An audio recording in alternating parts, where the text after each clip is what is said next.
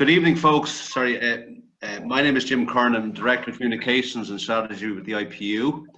I'd like to welcome you all to this latest edition of our IPU series of webinars, which we've been running for the last number of weeks.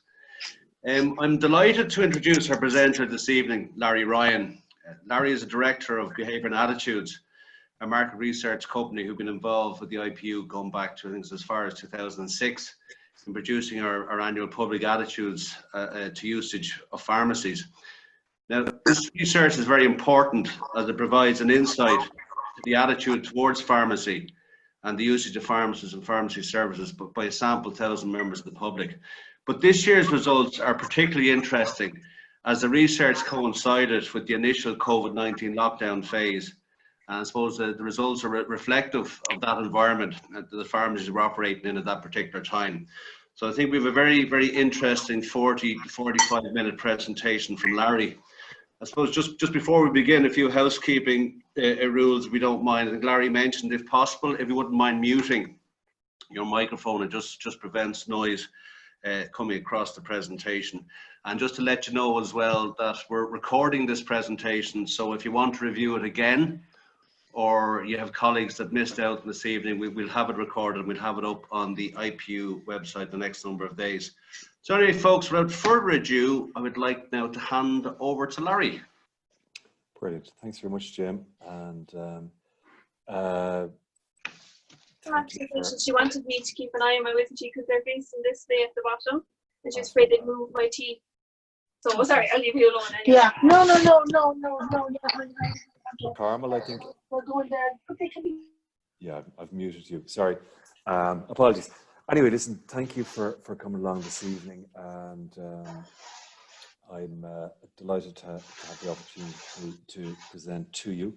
So as Jim was saying, the study this year coincided with the start of lockdown, and quite an unusual situation. We always do this as a face-to-face survey, and in 2020 we've ended up doing it partially online, partially face-to-face, mainly because on the 12th of March we were obliged to cease doing face-to-face interviewing. So from that time we've just been doing online interviewing, and so the survey, as ever, is a representative sample of the adult population age 16 plus, and as ever, we use quota controls for gender, age, class, region and area, and the data is accurate to within just under 3 percentage points. So it's a fairly tight snapshot of usage of and attitudes to pharmacy. Just to focus on some of the key themes in the study, I suppose as we went into lockdown, footfall into pharmacy dramatically increased and purchases increased as well. But we did see quite a breakdown in normal loyalties to pharmacy. So rather than going to the pharmacy we normally use, we saw that numbers of people opted to use possibly a nearer or more convenient pharmacy for whatever reason. We also saw that chains benefited slightly more than independent pharmacies, and this could be a function of location, or simply, as we suspect, that perhaps some of those pharmacies, some of those chain pharmacies might have been located adjacent to supermarkets, and people were choosing their pharmacy or where they went to shop for pharmacy items in the run-up to lockdown on the basis of what was easiest to do, where was the easiest pharmacy to visit, and that probably had an implication for some of the independents who might have been less centrally located. By and large, we'd have to say that the response to pharmacies has been very positive. The reaction has been very good, but the one area in which service might have fallen down a little bit was people found it more difficult to interact with and talk to pharmacies or to pharmacists on their visit. So we still found 87% of all visitors said that they were interacting with someone in the pharmacy or a member of staff, but they became slightly less likely to talk to the pharmacist as lockdown moved on. So the first thing to say is that as lockdown hit, people's recency of visiting the pharmacy substantially increased. So we went from about 44% saying they'd been in the pharmacy in the past week up to a level of 54%. And that's quite a remarkable growth against an index that's been relatively static over time. So we became much more anxious about visiting the pharmacy, and past 3-day usage substantially increased as well. And as we'll see in a minute, a lot of people went into the pharmacy to fill prescriptions and so on. They panicked a little bit as lockdown approached. So what did happen though was people tended to, rather than use the pharmacy that they tend to always go to, and that had been creeping up over the past 4 or 5 years of loyalty to an individual pharmacy, suddenly we see a step backwards with the under 4 in 10 saying, I visited the pharmacy, I normally visited. So in effect, we saw a growth in numbers saying that because of the lockdown situation, perhaps because they were wanting to visit a more convenient pharmacy, that they were going to a different option. So basically, what was leading them to use a different pharmacy was the need to go somewhere more convenient on the day. That was effectively the driver of change. So I'm just going to admit a few people there that are lurking. Sorry. So that's the first noticeable shift. The other thing that was interesting this year is a big growth in claimed usage of a symbol group pharmacy rather than an independent owner-run outfit. So we've seen a fairly static situation in the past years, with about a quarter saying that the pharmacy we generally go to is part of a chain. But this year, quite a shift, with about 40% saying this year I used an owner-run outfit, and a growth in the numbers saying the pharmacy I typically go to. Larry. Yep. Larry, apologies for interrupting Jim here. Could everybody please unmute their microphone? Because it's quite difficult to hear Larry, if you wouldn't mind. Sorry about that, Larry. There's somebody with their audio on still there, so if you could mute, that would be great. Thanks, Amin. So shift towards symbols, and possibly that is growing recognition that the pharmacy I tend to go to is actually part of a symbol group. I think in the past we were surprised that the rate of use of symbols wasn't growing at a quicker rate, and the suspicion you'd have now is that perhaps more people started to realize the pharmacy I generally go to is part of a symbol chain. So by and large, we'd have to say that pharmacy performed particularly strongly. So we look at a variety of typical items that people tend to buy in pharmacy, and we see a big growth in use of the pharmacy for non-prescription medications, for children's medicines, and particularly for toiletries and hair care items. So they all perform particularly well on the last visit. What is striking, though, is that independent pharmacy has been relatively static, but other pharmacy, essentially what's in other pharmacies, largely the chains, have grown particularly. So we've seen in the context of hair care, other pharmacy up about 14%, while independent pharmacy is static. Toiletries up 18%, others, and those are largely changed, while independent has been static. And the same for non-prescription medicines, though we see independent pharmacy up marginally there as well. But most of the gain was in chains rather than independents. We'd imagine this is just a quirk of the period running into the lockdown, where people may have been panicking. Perhaps they have decided to shop in a pharmacy that was more convenient to them for whatever reason. Maybe they felt a chain pharmacy is likely to have a better selection of stock or whatever. So there's some shifts apparent as a result of it. But the underlying patterns that we've seen in the market have been quite consistent, with younger buyers, and particularly younger women, tending to be more pharmacy oriented. In the core family life stage, people tending to be somewhat more supermarket oriented, and then men often are more oriented towards discounters for some of these purchases. So they're opting to go to Aldi and Lidl because they're more comfortable with those as a shopping environment. They're quicker in and out, and less interaction and so on. Although in the case where men are opting to fill prescriptions, often they'll go to the pharmacy, and they like to interact with the pharmacists, as we've seen in a number of previous years' studies. So as I was saying, the number interacting with the pharmacist continues to be very high. So 7 out of 8 visitors say, yes, I interacted with a member of staff in my trip into the pharmacy. The numbers, though, talking with the pharmacist is slightly down. And when we analyse the data between the run up to lockdown to after the 16th of March, we saw a much higher proportion not talking to the pharmacist, but talking to pharmacy assistant. So it did seem that the pharmacist was probably more difficult to interact with.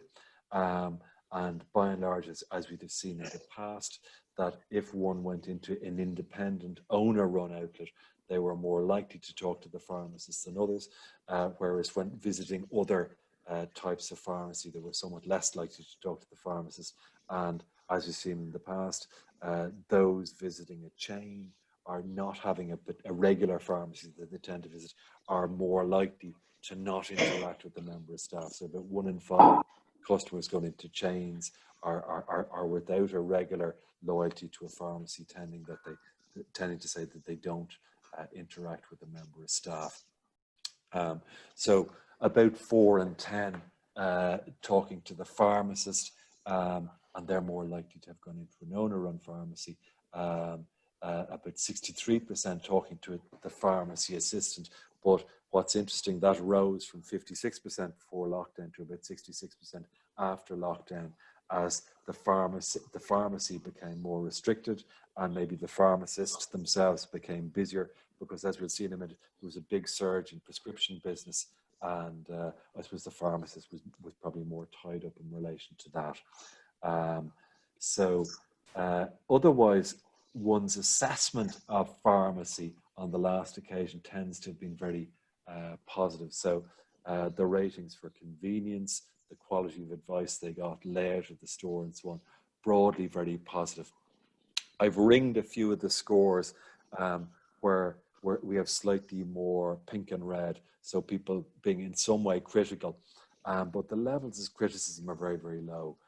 So we've about 9% critical of the value of prescription medications, about 14% the value for money of non-prescription items stocked in personal care and grooming, 12% critical of value in relation to OTC medication, and about 16% critical of value in relation to cosmetics and toiletries. So that's about 1 in 7, and versus almost 4 in 5 saying that the value of cosmetics and toiletries is fine and there's no particular issue. So for the most part, people are quite generous in relation to the pharmacy that they visit, and no particular divergence over previous years. And if anything, some of the positives have actually increased. What we do see is an interesting gap between the ones who say, I'm typically loyal to the pharmacy that I normally visit, versus those who are more promiscuous and who tend to vary the pharmacy they visit. So the promiscuous group in the green, the darker green, and the loyal group in the lighter green, and we see quite a gap in assessments between the loyal and the promiscuous shoppers. And but we have seen a similar pattern in the past. So where people are more loyal, they tend to be have a recurring relationship with the same pharmacy, often driven by prescription, and they're much more positive about the service that they get there. Whereas the promiscuous shopper tends to be someone who's a periodic visitor of pharmacy. They have much less medical need, and they are often more critical, particularly in relation to value. So Interestingly, as we've seen in the past, people are very keen about the prospect of pharmacies evolving and offering a more enhanced service. And we see significant increases in the context of the pharmacist being able to offer things like blood pressure monitoring and cholesterol testing. Very positive response to that. We also see quite a positive uplift in the numbers saying that the service provided by my pharmacy is generally quite good value for money. So a good growth there. We see a slight reduction in the numbers saying I'm more likely to talk to the pharmacist first now ahead of visiting the GP. So a reduction in the context of that. But when we looked into the difference, it was pre-lockdown, post-lockdown. With post-lockdown, people saying I'm a bit less likely to bring my child into the pharmacy now than I would have been beforehand. So really, it's explicable by the restrictions that are brought in. In the pharmacy, we see a significant growth in the numbers saying, I'm happy now to use the private consultation area within the pharmacy. So we went from 57% last year saying, I'm quite comfortable with that, to 63% this year. And the reality, however, is the numbers opting to use the private consultation area has grown to some extent. So at an overall level, about a third this year say, I have used the private consultation area at some stage. So that's about 1.3 million people. And in terms of recent use, we've gone from about 14 to 16% saying, I have used it in the past 6 months. And in terms of past month usage, it's gone from 6 to 7%. So recent use is not up significantly, but usage at all has grown by about 10 percentage points. So it's a significant increase over the year. And there's a growth in the willingness to do that. So there's a recognition that this is something that's available within the pharmacy. And so there's greater comfort to use it. And it does look like the pharmacist is availing of the opportunity to talk to more patients in the consultation area. Sorry, I'm admitting a few people there that are coming in. Apologies if I kept you outside for a few minutes. Moving on, why did people visit the pharmacy on the last occasion? So what we see here is almost 2/3 of pharmacy visitors in the lockdown period say, I came on the last occasion to fill a prescription. And that's been reasonably constant at about 56-58% for quite a while. So we see an uplift in the numbers saying that their visit this time is driven by prescription. OTC, about a third of people, and that's quite an increase over the level we have recorded before. So people are opting to avail of the opportunity to buy OTC. Far fewer saying, I came in browsing, and a reduction also in the numbers saying I came in to buy toiletries, though cosmetics are about the level they would have been traditionally. About 1 in 5 say they came in for advice in some regard, either to talk to the pharmacist or to talk to another member of staff. So that's still important. So that's advice apart from the one saying that they came in to fill a prescription. So certainly more of the business in 2020 being driven by the need to fill prescription than before, and a reduction in numbers coming into browse and so on. So I think perfectly understandable in the context of the situation that was pertaining as we faced into March, and people started to panic buy. Bearing in mind, so we see a big uplift in pharmacy use and footfall into pharmacy. If we go back to the published data on expenditure and so on, retail supermarkets were up about 27% in the month of March running into April. So people were buying a lot more. So it wouldn't be surprising that our business would have been up. When they come into pharmacy though, we noticed that, as we've seen in the past, numbers saying that I also bought cough medicine or probiotics or allergy medication because it was recommended by the pharmacy. And of the few browsers that we had on this occasion, obviously some buying gift items and toiletries and so on, as we would expect to see, and equally some browsers picking up probiotics and vitamins, but most people saying their purchases were pre-planned. So almost 9 in 10 of those fulfilling a prescription saying they had planned to do that going in, and about 7 in 10 of those who bought OTC medication, 69% saying that they had ultimately intended to do that going in.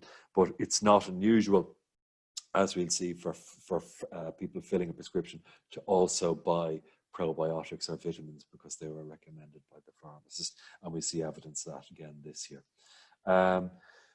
Overall, people's perceptions of the value available within the pharmacy are broadly very positive, and we've seen a very good trend in this over time, with 50% now strongly agreeing that the pricing and charges in the pharmacy are sufficiently open and clear.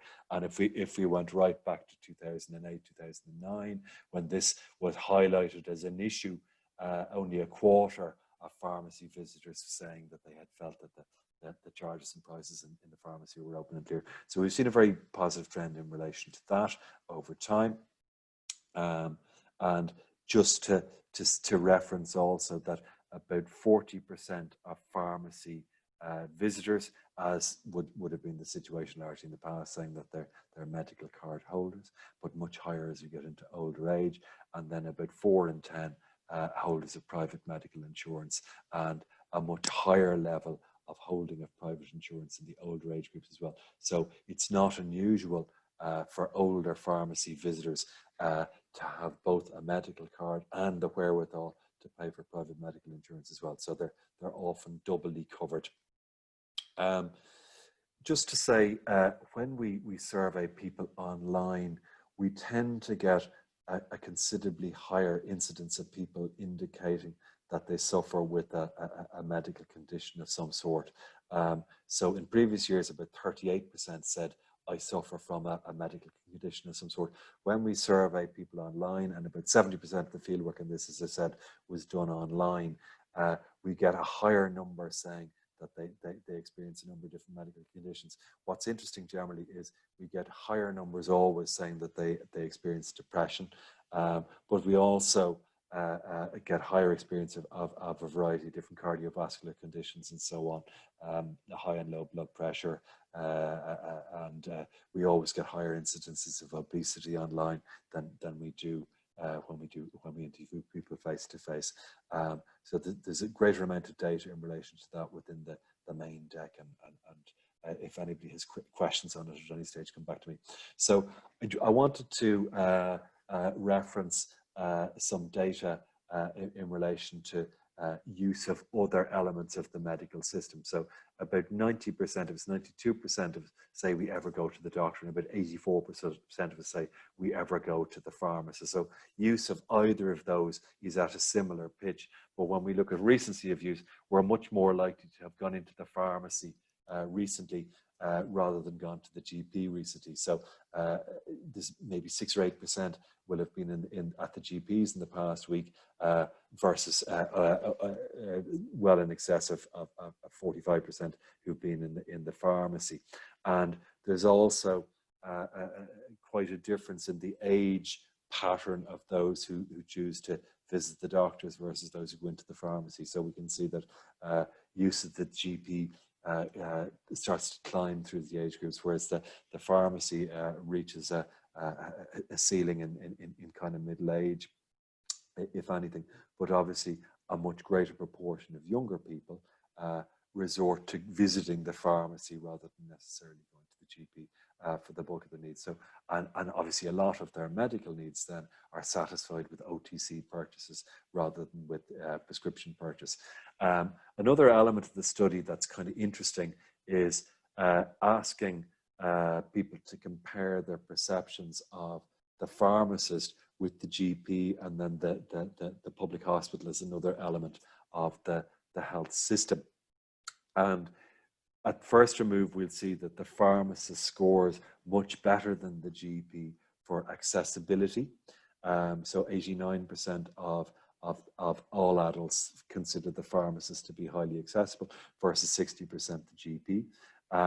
But the GP emerges as more likely to be seen as someone who's easy to talk to about healthcare problems or issues that they may have, whereas the pharmacist, about just under 7 in 10 say that in relation to the GP, it's almost 4 in 5, so 79%. But the pharmacist emerges as almost twice as likely to be regarded as the GP as good value for money and capable of managing day-to-day healthcare issues that I may have. And yet as broadening in focus and relevance. So there's actually quite a reduction in the perceived breadth of focus or relevance of the GP compared with last year. And then available at a time that suits me, the pharmacist scores much better there than the GP. So in overall terms, we do very well for accessibility and availability and broadening in focus. The one area that I'd point to as being a potential issue is easy to talk to about a healthcare problem or issue that I may have. This may simply be a function of the run-up to lockdown in terms of time, that perhaps it became a little bit harder for GP or for pharmacy visitors to interact with the pharmacist, and there's evidence of that elsewhere in the study. We asked them, people to give us their overall assessment of the healthcare system, and just a third would give it an excellent or a very good assessment, and the proportion giving an excellent or a very good assessment is marginally down on the level seen 2 years ago, though it's reasonably consistent with last year. So we have more people giving a moderate assessment than in previous years. So there's a view that the health system isn't perfect. So we're obviously focusing more broadly here than on pharmacy. We're looking at all the elements of the health system, so including hospitals, GP surgery, and so on. So a perception that the health system may have deteriorated to some extent over time, but that the pharmacist is still very highly rated in comparison with other healthcare professionals, with 77% saying I would consider the pharmacist very highly in comparison with other healthcare professionals, about 1 in 5 saying I would consider them similarly, and a very small proportion saying I would rate them less highly than other healthcare professionals. So no particular issue in relation to that, though we don't see an improvement this year. And we threw in some new questions this year to look at some new aspects in relation to medicine's behaviour. And firstly, this one, if they had been prescribed a course of antibiotics and they feel they had fully recovered before completing the course, what did they tend to do, or what would they tend to do? So 6 out of 7 people say, I would complete the prescribed course in its entirety. And people were much more likely to say that if they were in the older age categories, whereas younger adults maybe to some extent would say, I would intend to fully complete, but I mightn't make it all the way through, or I might stop taking the course of medication before I'd fully intended to. So about 1 in 7 people not completing the full course. And bearing in mind, these are younger people, so they may be less likely to be frequent takers of prescription medication in any case, whereas you'd expect the over 50s and the over 65s to be much more likely to regularly take prescription medication in any case. So some of them saying, in the event of not feeling the need to complete a course, I might discontinue early. So do they tend to always read the information leaflets on prescribed medication?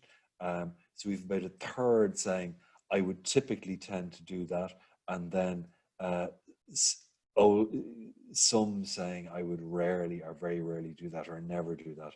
And the proportion saying I would very rarely or never do that grows a little bit in older age. So we have to assume that these are older adults taking recurring prescriptions and they don't perceive the same need to always read the leafleting.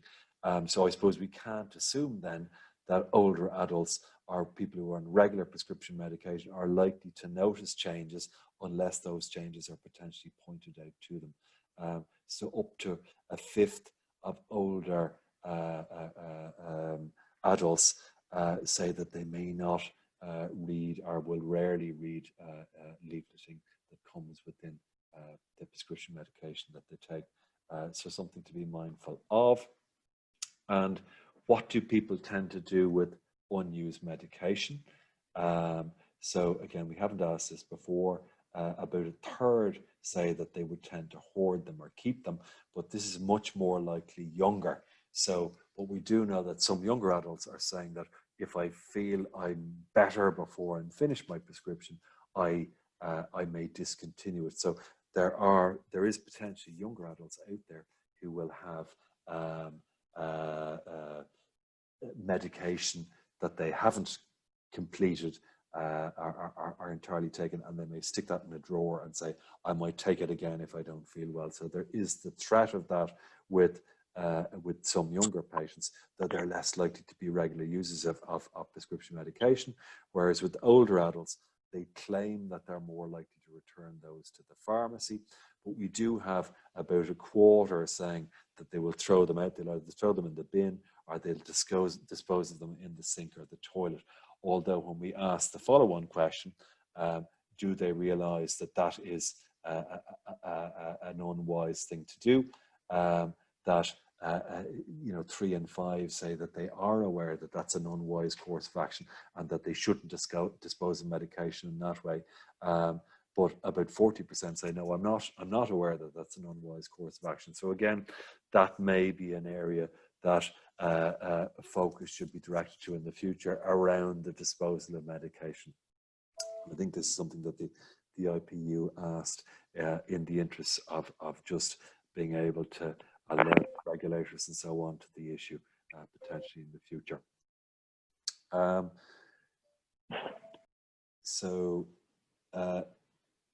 Finally, I'm going to summarize or finish off with a few points in relation to COVID-19. I suppose just to give the survey a little bit more context, just to say none of us had heard of this really much before the end of January. We'd heard about it happening in China, and we got our first case as we ran on into February, 29th of February, the first case of COVID-19. And by the date of the lockdown, we'd about 300 cases. We'd had a couple of deaths, and schools and so on had been closed. The stock market started to crash and so on. And here we are a couple of months later, and we've had about 25,000 cases, and we've had about 1,700 deaths as we see. So 1,740 deaths at this time yesterday. And the country is gradually reopening, but there is some speculation now that the reopening of pubs is likely to be delayed. And it seems like the return to flying without quarantine is likely to be delayed as well.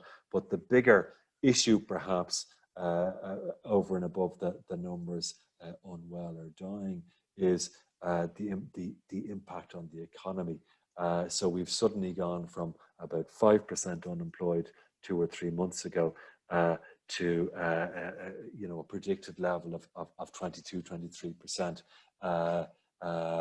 And maybe we'll revert to 18.5, 19%, some economists are saying, by the end of the year. So it's a huge impact on the economy, and it does mean that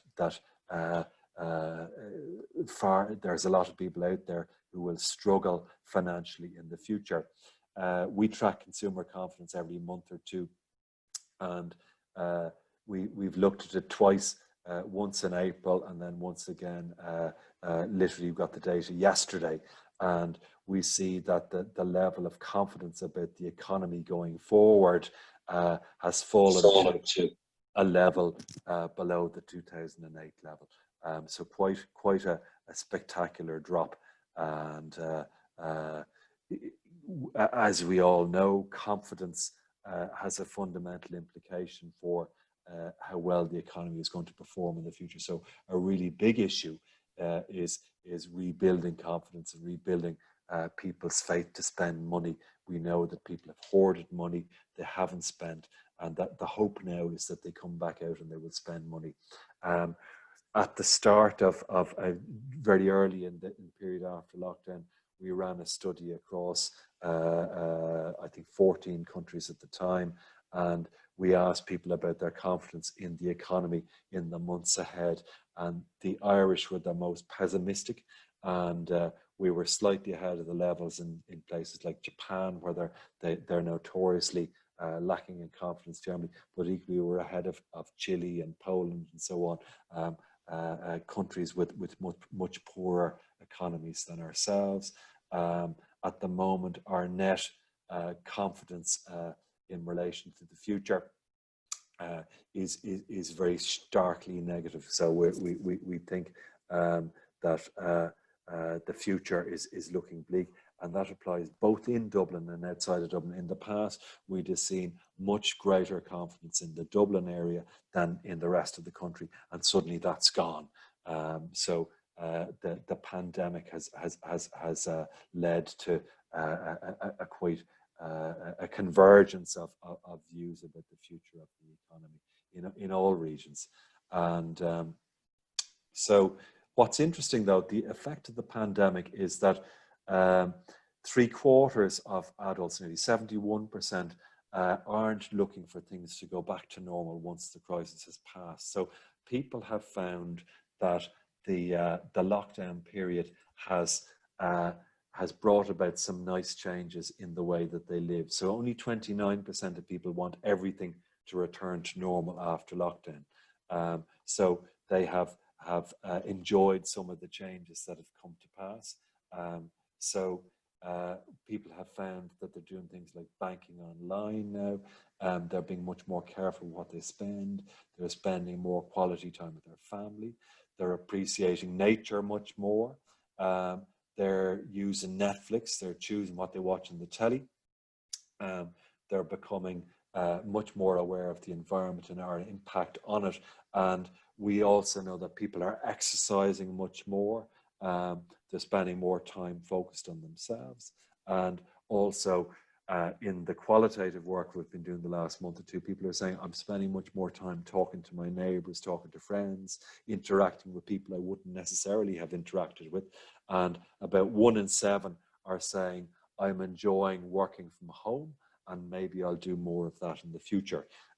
We're tracking that to see how that changes over time, because we think people's fondness for working from home may start to wane. Though obviously we know that lots of people are doing that of necessity because the schools were closed, their childcare was gone, and so on. But we'll see what that looks like in September. What's interesting is the groups most likely to say they're comfortable with everything not going back to normal are middle class people and millennials. So the kind of the 25 to 38-year-old group, they're saying, well, some nice stuff has happened that I'm happy about, and I don't want everything to go back to normal. I don't want to get back into the rat race. I don't want to get back commuting in the way that perhaps I was before. So that's another shift that we've seen. And looking at the research we've been doing over the past couple of months, some big themes that we see coming through. We see a lot of belt tightening, but also people being very positive about the rediscovery of family and friends and relations and so on. Much more time focused on the environment and noticing that there's less traffic and that the world's a little bit more pleasant in some ways. People entertaining themselves online much more, exercising a lot more, buying differently, and a lot of people focusing on the need to make their living in a new way, because a lot of people realizing that their jobs may be gone. So, and most of those layoffs we know are going to hit people under the age of 35. So we're suddenly going to have a division with quite a large group of younger people saying that they appreciate that they will have less money in the future, and with people largely over the age of 45 saying, I'm probably going to be okay. So we need to be very mindful of those differences. So just to summarize on the research we talked to this evening.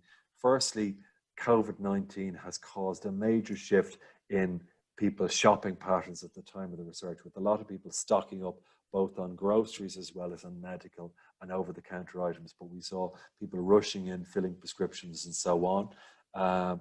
We saw that pharmacy did very well, but we also saw that there was an uplift in supermarkets at the same time and in discounters. So some people opted to go to pharmacies to bulk buy in certain areas, but we also saw supermarkets do well in some of the areas where they stock items that we also have. Footfall into pharmacy was very high, so it was up by about a quarter over what we would normally expect it to see. But we saw slightly less interaction with the pharmacists themselves, because the pharmacists were very busy early in the lockdown period. But with lots of people still opting to interact with the staff members. So 87% of people who went into pharmacy said, I did interact, I did have a conversation. And we know about a fifth of people were going in specifically to ask the pharmacist or a member of staff something. But loyalty to individual pharmacies broke down, and we think that's largely because people were saying early in lockdown, I'm only going to go to one supermarket now. So what we had, if you went back to where we were in February, the average shopper was visiting 3 to 4 supermarkets in a week. Now, in the lockdown period, a lot of people said, I'm only going to go to one supermarket. In fact, we know that 3 out of 4 people changed the pharmacy that they tended to use because they found the restrictions on movement and so on. They felt more comfortable going to a single supermarket for all of their shopping. And that inevitably led to some people opting to use a different pharmacy to the one that they normally use. People's assessment of the pharmacy that they tended to use is still very positive. They still want them to see pharmacy broadening in the range of services they offer. Some slight criticism of constancy of staff. We saw an increase in use in the consultation area, and more people indeed willing to use it. But a big growth over the level that we would have seen last year. And the other thing that's quite striking this year is a growth in use of symbol pharmacies, with a slight reduction in use of independent pharmacies. So whether that's an appreciation that the pharmacy I normally use is part of a symbol, and I hadn't really thought about them in the past. I used to think of them as being O'Hagan's, and now I think of them as being part of a symbol group. Maybe that's what it is, or maybe there is actually a definitive shift towards symbols. We see mainly that's been in regions outside of Dublin rather than in Dublin. So particularly in the Leinster region, we notice it. And pharmacy is doing very well against most of the assessment criteria we tend to look at, with some slight criticism of value. But the value criticisms are very, very slight. It's no more than about 1 in 8 in some areas, as we saw. Pharmacy rates very well in the context of the healthcare system generally. But there's some sense, as we saw in a few points through the presentation, that it isn't becoming any easier to talk to the pharmacist about a healthcare matter. But that might simply be a function of the busyness of pharmacy at the time when we were doing the survey. We know that it was a very much altered period and a time of greater stress. And otherwise, some interesting data in relation to medicines use and disposal, with some evidence that people don't use the information leaflets or consulting, particularly older adults, and younger adults perhaps hoarding medication rather than returning it to the pharmacy. So about 6 in 10 of us realize that we shouldn't throw out medicines, or we shouldn't dispose of them in the bin. We should return them to the pharmacy, but quite a lot of younger adults opting not to do that necessarily. So that's the bulk of what I wanted to cover off today. So what I'm going to do is I'm going to stop sharing my screen, and I'm going to go into the chat and just see if anybody has any questions. So apologies. We had a few people asking us to mute. I haven't any questions other than that in there yet. So if anybody wants to unmute and jump in with a question, please do.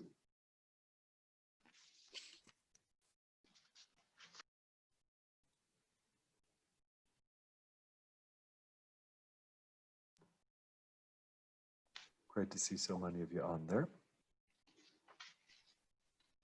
Larry, sorry, it's Jim here. How are you? David sent me a question. I'll just read it out. And I think you probably answered it, but I'd read it out anyhow. Sure. He's asking, could the growth in symbol groups chains be down to the growth in the number of pharmacies belonging to a chain or some symbol group, or is there any other reason? Yeah, exactly. It could simply be just natural organic growth of symbol groups. And you know, it could be a number of factors. One is people opting to deliberately go into a symbol pharmacy over an independent. More likely, I suppose, it's that the pharmacy that people were using already became a part of a symbol group. And I do imagine that there has to be an element that for some people, say the pharmacy that they tended to use might have become part of a symbol group last year or the year before, but it has taken a while for the customer to appreciate this is part of total health, or this is part of all care, or whatever. So it may be that the branding is gradually starting to kind of sink in on people, but it could simply be organic growth by the symbols themselves. Okay, thank you. Larry, is there any indication of which symbol groups there's most awareness of, or was your sample big enough to assess that? No, and we consciously we haven't ever endeavored to look at the relative positioning of one symbol versus the other. We do collect the data, but we don't report it. But we collect usage data, but not awareness data in relation to them. But I think in the past, the decision was taken that we wouldn't report the size of one symbol group relative to another, though the data is there. So it's. I would caution though that at the size the symbol groups are, that if we were to drill down and look at one symbol group versus another, it could be just simply a function of the locations in which people live in. A sample of 1,000 is fine at an overall level, but when we get down to looking at chains that may be dispersed differently geographically, the data would probably lack the precision to look at that. So I think that's really the reason we tend not to have reported the relative standing of one versus another.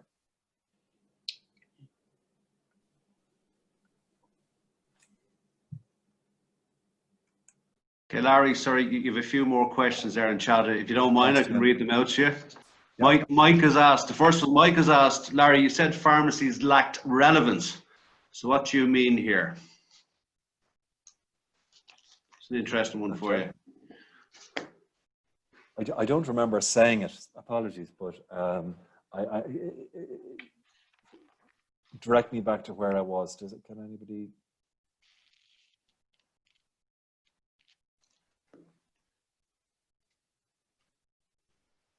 In fact, I suppose it might be, is it in the context of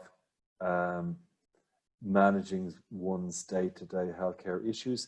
If I said that they lacked relevance, I didn't intend to say that, apologies. But the one area where I suppose we detected a lack this year, if anything, was pharmacists' lack of availability to interact with patients. So some element of criticism there, but I would take it as being indicative of the absolute busyness of pharmacy in the early lockdown period, and particularly when there was a big run on prescriptions. So an awful lot of people were coming into pharmacy, opting to fill prescriptions probably earlier than they ordinarily might, and that meant the pharmacist was much busier and maybe less available to interact with patients at the same level. We still see that 87% of all visitors into pharmacy were interacting with the member of staff, whether that was a pharmacist, the pharmacy assistant, or another member of staff. So there was no reduction in that, but certainly after lockdown, people were much more likely to be talking to the pharmacy assistant rather than the pharmacist. And I presume that is simply to do with the restrictions on visiting, but also the pharmacist being busier, and maybe some element of limiting staff or limiting contact between patients coming in and members of staff, I presume, at the time. I know some of you would have been wary about excessive public interaction, so some pharmacies were opting to hand over medication at a table at the door and so on, rather than having people coming into the store. So the potential for interaction was undoubtedly limited, I would have thought, by that. Sorry, we've 2 more questions. We're coming up to close enough to 7:30, so I'll just go through the first one from Noel. Did your study look into the level of online purchases from pharmacies at the time of lockdown? No, we didn't, and we didn't have a question about it. And obviously, with the benefit of hindsight, it's something that definitely should be in there. We are in a number of projects at the moment. We're looking at people's interaction with the GP digitally as opposed to in person and so on. And we've also seen in work for some of the health insurers that there was a huge jump in people opting to use their digital consultation service. So an enormous spike in that, and that presumably related to people not going into pharmacy or not going to the GP. More probably people opting not to go to the GP and using remote services as a result. But we didn't have one about video interaction or digital interaction with the pharmacy. Okay, very briefly, I have a question from Margaret. Any data on the number of people now phoning to talk to the pharmacist rather than walk-ins? No, again, we don't have anything in that. And it's if you were to run the survey now, or to do a kind of an add-on to it, something around digital interaction, telephone interaction, and so on. And I suppose, do patients and customers now feel they're as able to interact with the pharmacy as they were before, and maybe what's their preferred method or mode of interaction? So that would be interesting stuff to know, but unfortunately we didn't have a question about it at the time. Okay, great. Okay, so final questions? Yeah, to say that obviously there's a book of the film. It's accessible on the IPU's website. If any of you have questions, by all means come directly to me if you want to, or you can feed them through Jim at the IPU as well. And there's more data that we haven't shown you today, and you're welcome to access it, of course. So do come back to us if that would be useful. Great. Okay, Larry, listen, I'd like to take this opportunity to thank you for providing us with a very informative, interesting, and I'm sure everybody will agree, practical presentation today, which I'm sure everybody found useful. I'd also like to thank everybody for participating tonight. As I said at the outset, there'll be a recorded version of this on the website the next couple of days. And finally, as Larry said, a copy of the report is in the members section of the website. You can get it if you go into communications, then into market research. Alternatively, if you have a problem accessing the report, just contact myself, Jim Curran. Just email jim.curran@ipu.ie. Thank you very much, everybody. Brilliant.